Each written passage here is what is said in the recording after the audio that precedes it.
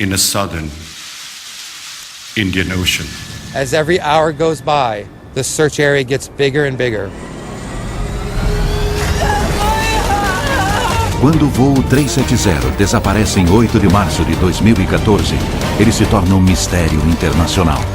Não é aceitável que um avião cheio de passageiros desapareça. O mundo não pode tolerar isso. Como uma aeronave de última geração com 239 tripulantes e passageiros pode desaparecer? O voo 370 pode virar um navio médio celeste do século XXI. Nothing's ruled out over the mysterious loss of a Malaysian airliner. O caso põe em dúvida tudo o que sabemos sobre a tecnologia de aviação moderna e expõe lacunas perturbadoras de comunicação e segurança. Nós vamos ter que pensar de uma forma inovadora para lidar com esse tipo de situação. Nós reunimos alguns dos maiores especialistas em viagens aéreas do mundo para investigar 10 problemas básicos que podem explicar o desaparecimento do voo 370. Nós temos muita tecnologia inteligente, telefones celulares, GPS, nós podemos encontrar qualquer coisa em qualquer lugar e realmente perdemos um avião? Este terrível incidente pode mudar para sempre a forma como viajamos pelos céus?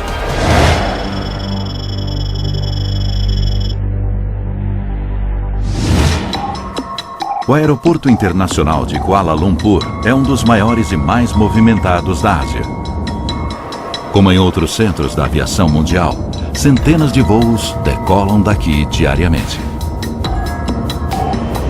Em 7 de março de 2014, poucas horas antes do horário de partida, 227 passageiros fazem o check-in para o voo 370. Após um voo noturno, eles devem chegar a Pequim às 6 da manhã. Primeiro, os passageiros passam pela segurança do aeroporto. Enquanto seus documentos são conferidos e sua bagagem escaneada, o Boeing 777 é preparado para a decolagem. Os 12 tripulantes do voo 370 se apresentam para o trabalho e se dirigem ao avião. Eles também passam pela segurança.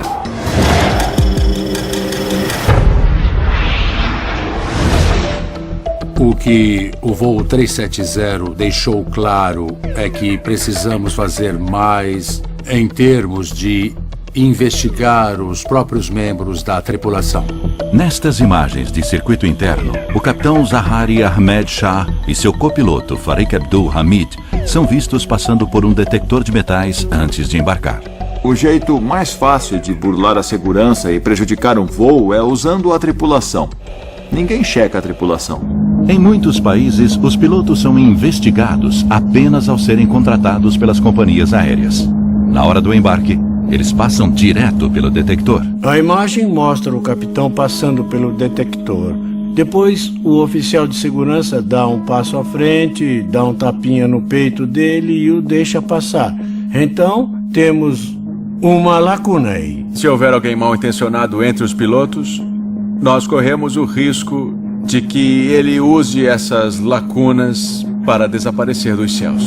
Enquanto a tripulação se dirige à aeronave, os passageiros passam pelo controle de passaporte.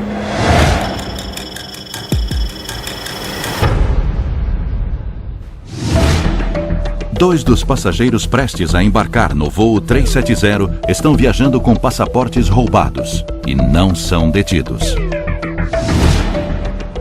O fato de as pessoas que embarcaram nesse avião não terem sido devidamente investigadas é um problema sério para mim. Depois, eles foram identificados como iranianos em busca de asilo. Mas como eles conseguiram passar pelo controle de passaporte sem serem detectados? A Interpol tem uma base de dados com detalhes de mais de 40 milhões de passaportes roubados ou perdidos. Todos os países que contribuem com a Interpol, e eles são cerca de 160, têm acesso à base de dados. Mas, infelizmente, os países não são obrigados a consultar essa base de dados. Na verdade, a maioria dos países, incluindo a Malásia, não a usam regularmente para vetar os passageiros. Esta lacuna alarmante pode aumentar a pressão pela mudança de protocolos internacionais. Eu acredito que a base de dados da Interpol vai começar a ser usada com mais frequência Mas o custo e o acesso precisam ser melhores. Com os passaportes verificados, os passageiros do voo 370, como é praxe no mundo todo, partem para a checagem de segurança. É quando as autoridades procuram explosivos, armas e materiais perigosos. Eles checam as nossas malas, nós passamos por detectores, mas isso indica que existe uma falha em algum lugar.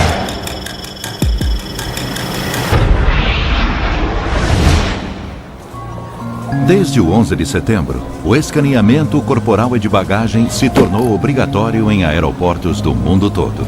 Mas o processo não é tão meticuloso quanto pensamos. A nossa bagagem de mão nem sempre recebe a atenção adequada. Depois de 1 hora na fila, nós achamos que a segurança é alta. Mas cada escaneamento individual deve levar aproximadamente de 12 a 15 segundos. Uma pessoa fica sentada na máquina de checagem das malas e ela vê uma imagem a cada 8 segundos. Eu não conheço ninguém capaz de realmente checar o que tem em uma mala em 8 segundos.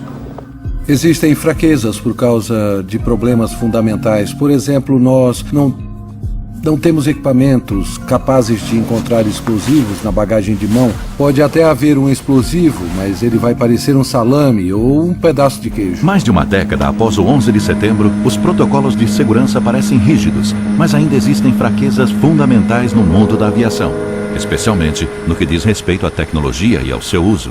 Nós gostaríamos que a tecnologia da segurança aeronáutica chegasse ao ponto em que o erro humano fosse removido da equação. Ao ponto em que não dependêssemos das decisões de uma única pessoa que faz a revista e escaneia a bagagem despachada ou de mão. Identificar ameaças antes do embarque é a forma mais eficiente de garantir a segurança. Novas tecnologias estão sendo desenvolvidas para identificar quem está viajando, o que há na bagagem e o estado de espírito dos passageiros e tripulantes. Métodos inovadores de detecção estão sendo usados em aeroportos do mundo inteiro, muitos deles baseados na ciência biométrica e no reconhecimento facial 3D. E há novos sistemas criados para impedir que substâncias perigosas ou explosivas entrem no avião. Nós podemos melhorar a tecnologia de escaneamento da bagagem despachada ou da bagagem de mão com sofisticados algoritmos da máquina de raio-x capazes de detectar a presença de um dispositivo explosivo e nos alertar imediatamente. Embora nenhuma evidência ligue os tripulantes ao desaparecimento do voo 370, o caso levanta questões sobre a necessidade de avaliá-los regularmente. Novas tecnologias e inovações se baseiam em indicadores fisiológicos e psicológicos. É o sistema que verifica a sua identidade pelo movimento dos seus olhos. Também pode dizer se você está bêbado, se tem um problema, ou se você está ansioso. Nós temos que saber se, no mínimo, o piloto, o copiloto e o comissário de bordo não estão sendo coagidos ao entrar na cabine de comando. Com a avaliação comportamental, o nervosismo, o suor e outros sinais podem indicar se uma pessoa tem más intenções. Boa parte dessa tecnologia ainda está no futuro. E para muitas autoridades aéreas ao redor do mundo, é simplesmente uma questão de custo-benefício. O que acaba atrasando o aprimoramento das tecnologias modernas nos países em desenvolvimento é o custo. Quase todos os equipamentos são caros demais, tanto em termos de aquisição quanto de manutenção, assim como o treinamento do pessoal que vai lidar com eles. É preciso mais cooperação internacional. É necessário compartilhar essa tecnologia. Nós temos que levar esses avanços tecnológicos dos países desenvolvidos para os países em desenvolvimento. Com as checagens de segurança completas, o voo é liberado para decolagem à 00:40. O Boeing 777 deixa a pista do aeroporto de Kuala Lumpur pela última vez. Primeiro, o avião é liberado para a decolagem e quem faz isso é o controlador na torre. Então a aeronave inicia o voo e assim que o controlador garante que ela não está na rota de outros aviões, ele entrega a aeronave para o controle de área. Esse processo é uma rotina que se repete o tempo inteiro, todos os dias. O controlador de voo vai identificar o avião, vai colocá-lo em altitude de cruzeiro, em sua rota correta, o mais rápido possível. Por isso, há uma série de transmissões entre o controlador e o piloto. A caminho de Pequim, o voo 370 cruzará o espaço aéreo do Vietnã. Existem protocolos para a transferência de um voo do controle de tráfego aéreo de um país para o de outro. Ao sair de uma zona, o piloto recebe informações sobre a frequência de rádio da próxima zona. Ele faz contato e avisa a zona seguinte, onde ele está e que está prestes a entrar nela. O controle de tráfego aéreo malaio dá instruções ao voo 370 para a próxima zona de voo sobre o Vietnã. O procedimento normal seria dar boa noite ao controle de tráfego aéreo malaio e, literalmente, no momento seguinte, dar bom dia ao Vietnã. A instrução foi dada e foi confirmada. Boa noite, Malaysia 370. E depois, silêncio. A transferência de controle de tráfego aéreo incompleta é o problema seguinte na sequência de eventos. Com a comunicação via rádio suspensa, o controle de tráfego aéreo depende do radar. Mas transferências perdidas não são exatamente incomuns. A gente pode estar no meio de uma conversa sobre a navegação, alguma outra coisa, e perceber que esqueceu de fazer contato. Acontece. Obviamente não deveria, mas acontece. Mas o chamado buraco negro entre controles de tráfego aéreo internacionais fornece uma oportunidade perfeita para quem tem intenções sinistras. Se o seu plano é fazer o avião desaparecer, esse pode ser um bom ponto de partida. Você tem uns 5 minutos de vantagem antes que uma investigação séria comece a acontecer. Mais preocupação. 2 minutos após as últimas palavras do voo 370, o dispositivo de monitoramento de radar do avião, seu transponder, para de funcionar. Com 20 mil aviões no ar a qualquer momento, os transponders são a principal ferramenta de rastreamento do controle de tráfego aéreo. Um transponder é um dispositivo na aeronave que funciona por estímulo. Assim que ele recebe certas ondas de radar, de um radar em terra, ele acorda. O radar transmite uma pergunta que diz basicamente quem é você. E o transponder responde com uma mensagem digital dizendo sou eu, estou aqui. E dependendo da complexidade do sistema no avião, ele pode enviar mais informações sobre a aeronave, sua altitude e posição. Sem o transponder, o voo 370 corre sério risco de colidir com outra aeronave. A principal razão por que nós fazemos esse controle é por causa do tráfego aéreo, para evitar uma colisão entre aeronaves e garantir que cada uma ocupe seu espaço. Sobrevoando o mar da China Meridional, a aeronave não envia sinais de rádio e seu transponder não aparece nas telas de radar. O controle de tráfego aéreo vietnamita aguarda a entrada do avião em seu espaço aéreo. Mas a contar de 00:21, eles não veem nem ouvem o voo 370. Quando um avião desaparece da tela do radar e cessa a comunicação, o controle de tráfego aéreo fica inconformado. Cego, sem o transponder, o controle de tráfego aéreo não faz ideia de que o Boeing 777 saiu de curso, indo para o oeste na direção totalmente oposta. A frequência de desaparecimentos de aeronaves é realmente muito baixa. Mas isso já aconteceu com consequências devastadoras no 11 de setembro, quando os sequestradores assumiram o controle. A primeira coisa que fizeram foi silenciar a aeronave. Eles desligaram o transponder e cessaram a comunicação via rádio. Ninguém sabia exatamente onde estavam os aviões. A tragédia motivou uma alteração de protocolo global. Quando eles entendem o que está acontecendo, uma das medidas é contatar os serviços de segurança. Se eu entro no espaço aéreo de Londres, e você sabe como a frequência muda várias vezes em um período muito curto, basta eu perder um contato que, sem mais nada acontecer, 2 caças aparecem ao meu lado. É preciso revolucionar urgentemente o sistema de controle de tráfego aéreo mais uma vez? Talvez seja a hora de trocar a transferência manual por um sistema automático. Eu acho que uma transferência automática seria benéfica. Mas sempre que aumentamos a automatização, aumentamos o possível... risco. Isso, risco.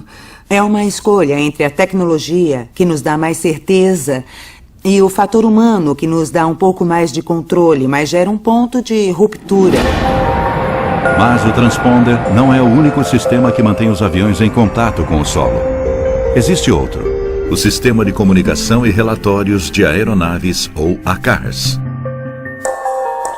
As aeronaves podem automaticamente enviar dados sobre o seu desempenho ao fabricante, incluindo o desempenho do motor, consumo de combustível e talvez até a velocidade da aeronave.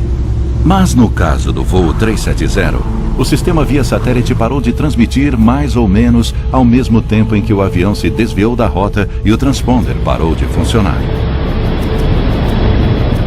É nessa janela de 10 a 15 minutos que nós precisamos entender o que estava acontecendo na cabine de comando. O fato de tanto o transponder quanto o sistema ACARS terem sido desligados levanta uma questão crucial. O transponder tornou-se inoperante. Como ele se tornou inoperante? No momento, parte do sistema CARS foi desativado. Pode ter sido uma desativação proposital ou uma falha de sistema muito específica. A pessoa em melhores condições de desligar o sistema é o piloto. Se o piloto tiver que desligar o transponder, ele não vai ter nenhum problema, porque ele fica aqui no controle central e é só uma questão de localizar a chave e então virar. Outro jeito de fazer isso, ou por exemplo de desligar o ACARS, é mexer aqui em cima nos disjuntores e puxar os disjuntores correspondentes, e isso faz tudo parar de funcionar. Um piloto pode desligar um transponder por motivos legítimos. Eu tive que desligar um transponder durante o voo uma vez, e no meu caso foi por causa de uma pane elétrica. Eu não consigo imaginar uma situação em que eu desligaria o transponder e não informaria ao controle de tráfego aéreo sobre a minha decisão. Acidental ou propositalmente, os pilotos devem ter a opção de desligá-lo sem o consentimento da torre de controle? Nós temos que aceitar que o capitão de uma aeronave tem e deve ter o controle total sobre tudo naquela aeronave, incluindo o desligamento dos sistemas elétricos, com exceção dos absolutamente necessários para o controle de voo, para combater, por exemplo, incêndios. A ideia de a torre poder assumir o controle, eu acho aterrorizante. Como a torre pode tomar as decisões que nós tomamos no ar? Encontrar o equilíbrio entre a autonomia dos pilotos e a importância de um monitoramento adequado continuará sendo um desafio. A ação humana não é a única causa possível por trás do colapso dos sistemas de rastreamento. Uma falha mecânica também pode ter desativado os componentes elétricos. Isso pode explicar por que o voo não pôde ser monitorado e a tripulação não conseguiu pedir socorro.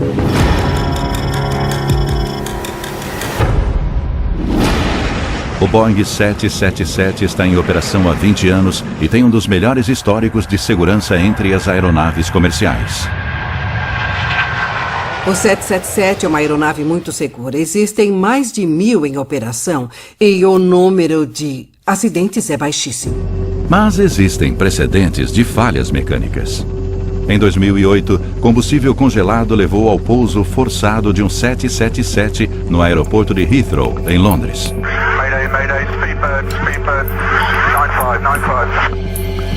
Mas a hipótese de falha mecânica mais provável no caso do voo 370 é um incêndio na cabine de comando, como no Egypt Air 667. Um curto-circuito atingiu o duto de oxigênio da cabine de comando. Em 30 segundos, o fogo abriu um buraco do tamanho de uma mala na fuselagem. Uma falha mecânica explicaria por que o voo 370 virou inesperadamente para o oeste. Em caso de fumaça, fogo, qualquer coisa do tipo, a prioridade é aterrissar o mais rápido possível. Se algo similar aconteceu no voo 370, isso explicaria a curva. Pilotar, navegar, comunicar. Não me surpreende que eles não tenham enviado uma mensagem de emergência. Porque se o incêndio na cabine de comando foi grave, estamos falando de 20, 30 segundos, não é muito tempo. Mas não há tentativa de aterrissagem.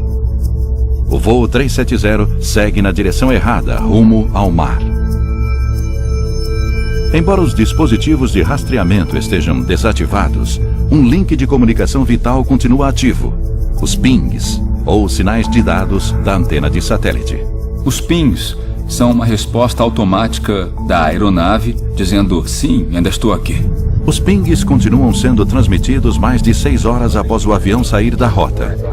Esse fato se torna vital na busca pelo voo 370. Embora os pings não forneçam nenhum tipo de dado sobre a localização da aeronave, nós sabemos, graças a eles, que a aeronave continuou voando por diversas horas após a perda de contato. Hoje nós sabemos que o avião seguiu em direção à latitude 40 graus, que concentra os ventos mais hostis do Oceano Índico Sul. Mas quem estava no comando? Homem ou máquina? Se o piloto para de comandar o avião, normalmente o piloto automático assume e continua no comando até o avião pousar em seu destino ou até acabar o combustível ou alguma outra coisa dar errado. Como um avião fantasma. Estaria o piloto automático levando o voo 370 ao lugar do seu descanso final e obrigando o mundo a conviver com o mistério?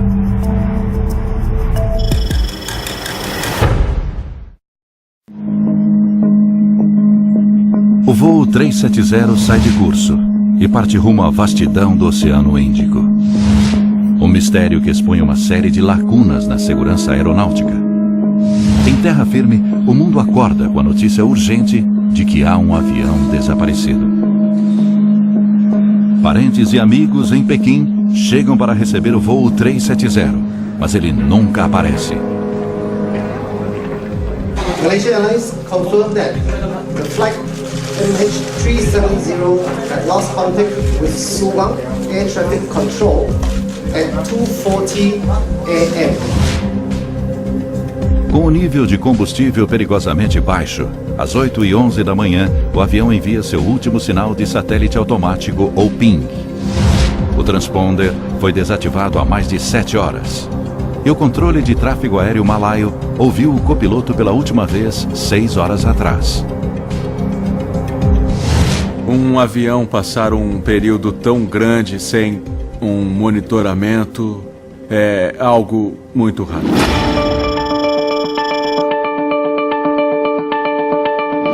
É incrível, nós temos muita tecnologia inteligente, telefones celulares, GPS. Nós podemos encontrar qualquer coisa em qualquer lugar do mundo e realmente perdemos um avião com tanta gente a bordo? Como encontrar um avião desaparecido? O primeiro método é rastrear a partir do solo, através de radar. Uma lacuna fundamental é a nossa dependência de tecnologias limitadas. O radar existe desde a Segunda Guerra Mundial.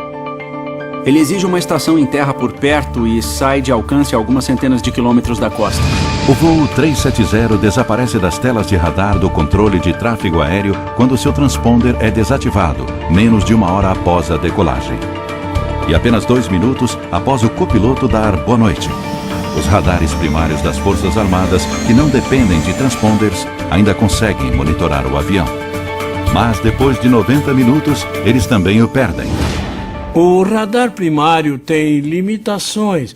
Ele deve ter um alcance de 150, 200 quilômetros na altitude em que o avião estava, então ele tem um valor limitado. O radar da aeronáutica malaia registra um objeto não identificado, provavelmente o voo MH370, em um ponto ao sul de Phuket. Os registros do radar também confirmam que o avião virou para o oeste.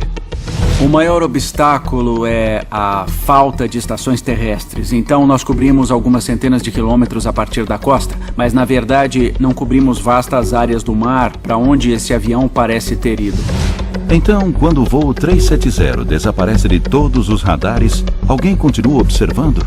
Nesse caso, quem?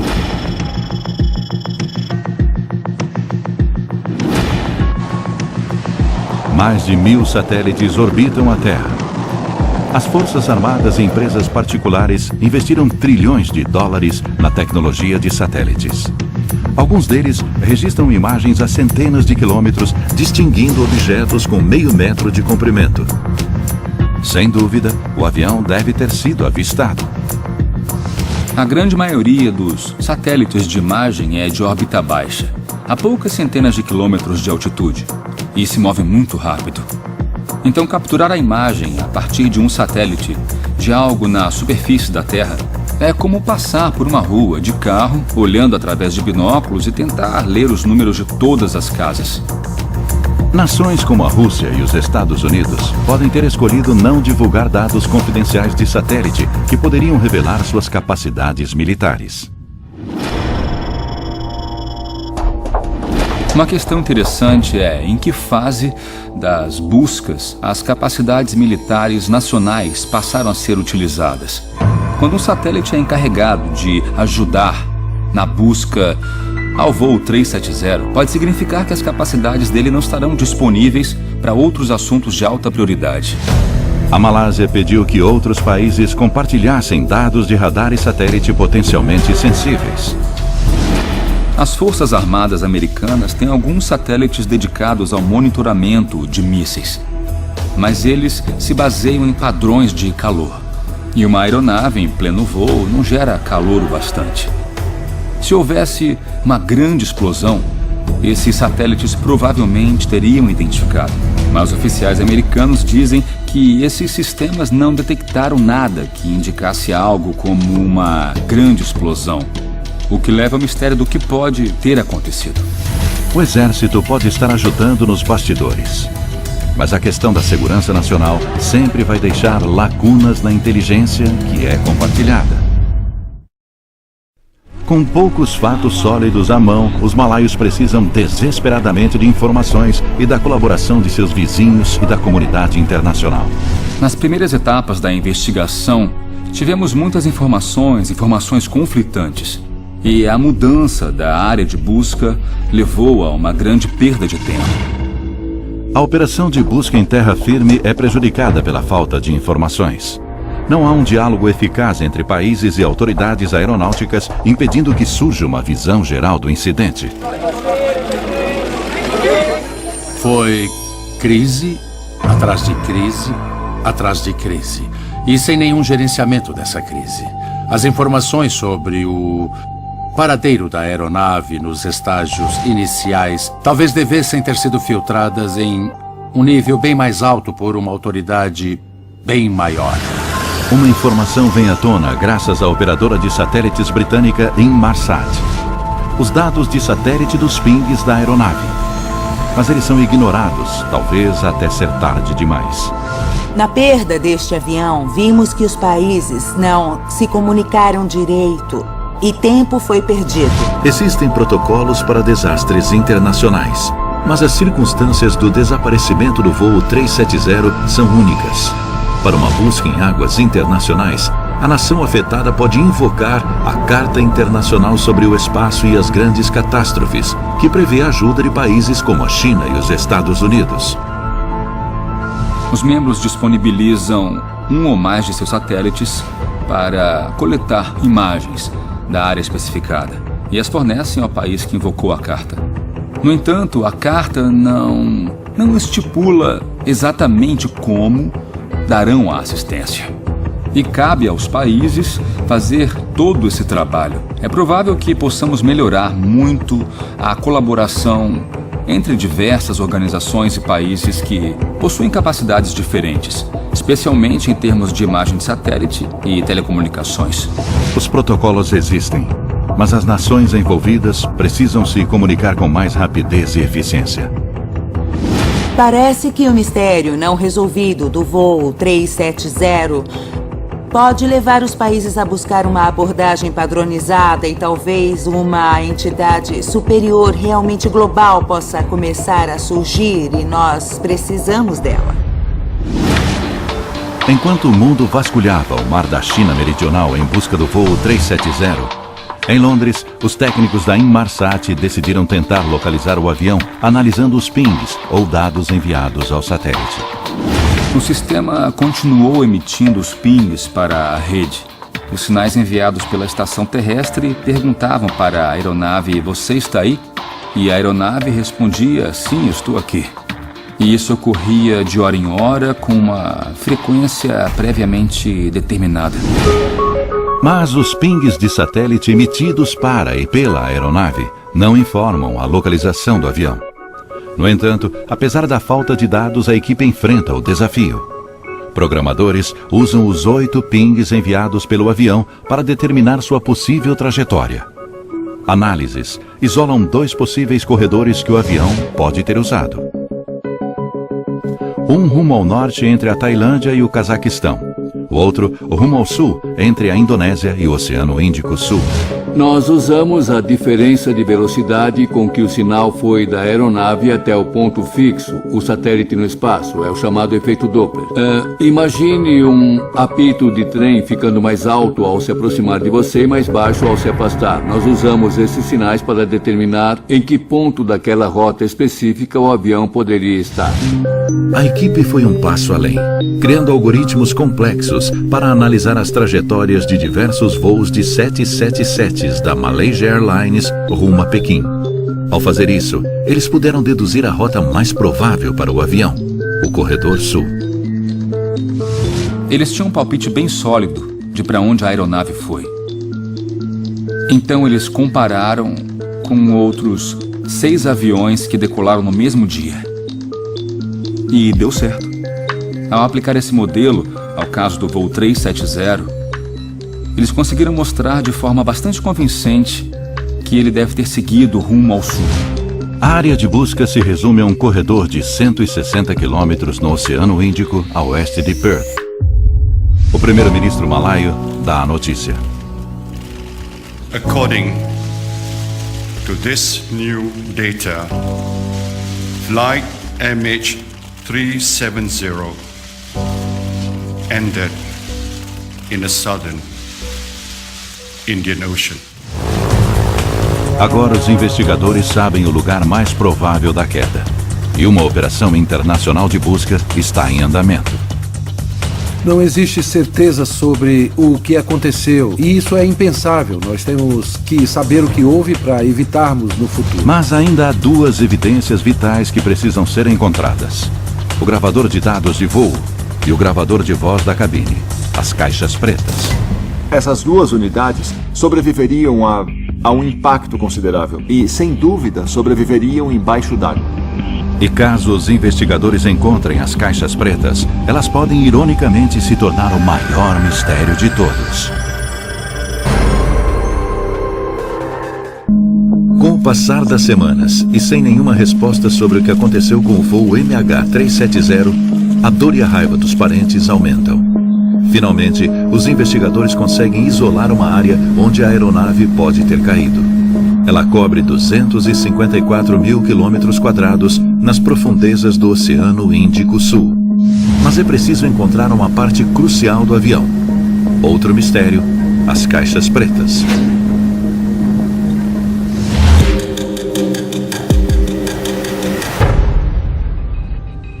Depois de identificar um campo de destroços, temos que encontrar as caixas pretas, os 2 dispositivos de gravação. A questão é o que eles podem nos dizer.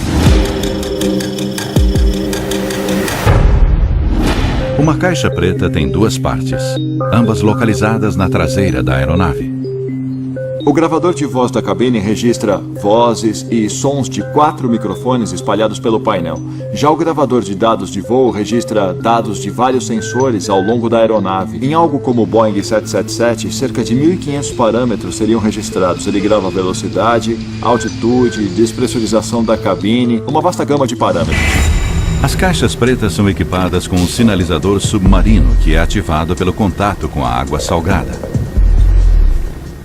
Ele emite um ping, um sinal parecido com uma batida cardíaca para dizer, eu estou aqui. A equipe de busca, então, precisa localizar este sinal e ele tem um alcance bem curto, apenas alguns quilômetros. Mas o voo 370 expôs uma falha no projeto da caixa preta.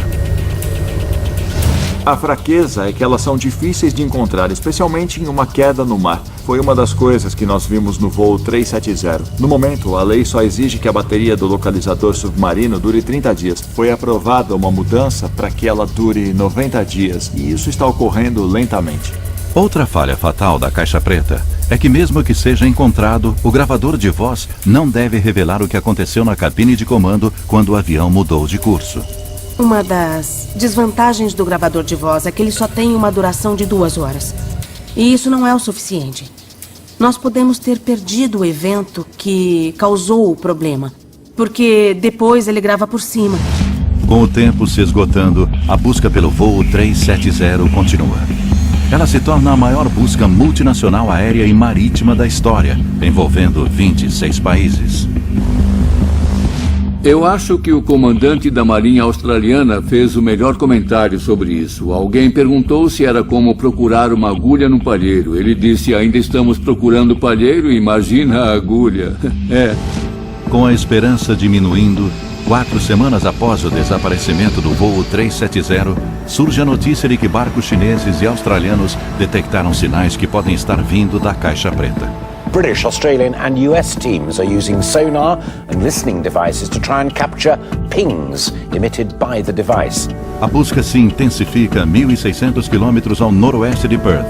Mas localizar e recuperar a caixa preta no leito oceânico montanhoso será a tarefa mais difícil até agora. Time is against them. 28 days on from the jet's disappearance, the batteries in the recorders only last for around 30. Mesmo que eles encontrem a caixa preta, ela nunca revelará todos os detalhes sobre o que aconteceu com o voo 370. Este caso pode mudar essa abordagem e forçar a indústria a registrar mais dados ao longo de um intervalo maior nas caixas pretas. A perda trágica de 239 passageiros e tripulantes expôs as limitações da tecnologia usada na aviação. Em um mundo onde podemos transmitir dados em tempo real para smartphones com mais memória do que uma caixa preta, está na hora de essa tecnologia ser aplicada a aeronaves? Eu acho que a prioridade é, a curto prazo, tentar encontrar alguma solução para podermos transmitir dados em tempo real de uma aeronave durante o voo para sistemas em som. E essa tecnologia não está tão distante. E algumas inovações podem ser aceleradas como resultado do voo 370. A Universidade de Cranfield, líder em pesquisa aeronáutica, está desenvolvendo um sistema de informação revolucionário, a transmissão seletiva, que utiliza dados em tempo real da aeronave. Em vez de fazer a aeronave transmitir dados o tempo todo, nós esperamos que ela entre em uma situação incomum, talvez no meio de um acidente, e só aí ela passa a fornecer informações, altitude, velocidade, nível, inclinação, parâmetros como estes, para tentarmos entender se algo incomum está acontecendo. A transmissão seletiva enviará dados vitais em tempo real ao fabricante e será mais fácil localizar a aeronave em caso de acidente, como o do voo 370. Mas sua aprovação e instalação em aviões de passageiros pode levar anos. Já existe tecnologia disponível para companhias aéreas dispostas a instalá-las que fornecem feedback de performance em tempo real. Novos motores aeronáuticos de empresas como a Rolls-Royce e a GE têm a capacidade de automaticamente enviar dados sobre o seu desempenho para os fabricantes. Não se sabe se o voo 370 possuía esta capacidade. Se a transmissão automática de dados estivesse ativada, nós poderíamos reduzir muito a área de busca do paradeiro da aeronave. E se a aeronave do futuro, transmitindo dados em tempo real, fosse um passo além, com um piloto virtual, eliminaria a possibilidade de erro humano? A Universidade de Tóquio está desenvolvendo um sistema de controle de voo inteligente usando inteligência artificial. O principal motivo para a queda de aeronaves é o fator humano, o erro humano. E acho que precisamos desenvolver um sistema totalmente automático sem a intervenção de um piloto. Quando o piloto não pode controlar a aeronave totalmente em caso de falta de oxigênio ou de terrorismo, por exemplo, a torre pode assumir o comando para uma aeronave descontrolada ou desgovernada aterrissar em segurança. Enquanto os cientistas buscam respostas inovadoras para as questões levantadas pelo voo 370, podem surgir soluções de tecnologia sendo desenvolvidas para atender a demanda dos passageiros pelo mesmo acesso à internet que eles possuem em terra. A hiperconectividade nos céus está prestes a se tornar realidade com a Global Express. Nós estamos preparando o lançamento de 3 satélites de órbita geoestacionária que vão orbitar a Terra a 38 mil quilômetros e fornecerão cobertura em todo o planeta. Isso promete revolucionar a viagem aérea e tudo o que sabemos sobre a conexão com a rede. Você vai poder levar o seu próprio dispositivo a bordo do avião, seja ele um laptop, um tablet ou um smartphone, e se conectar a uma rede sem fio instalada na aeronave. E assistir TV e se conectar à internet com a mesma velocidade que consegue ter no solo. Eu acho que com o voo 370 estamos vendo que vivemos num mundo voltado para o conforto dos passageiros, para os sistemas de entretenimento, para a satisfação das empresas, e isso deixa claro que estamos priorizando todas essas coisas em detrimento da segurança de todos a bordo.